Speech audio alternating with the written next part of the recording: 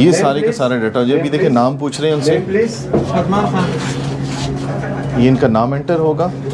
फिर उसके बाद यहाँ से ये जो है ये CNIC नंबर ले रहा है सर इसका। सर CNC नंबर है। ये CNIC नंबर, ये देखें सर आप कहाँ ID कार्ड उनका ले रहा है। टिकट दिखाइएगा।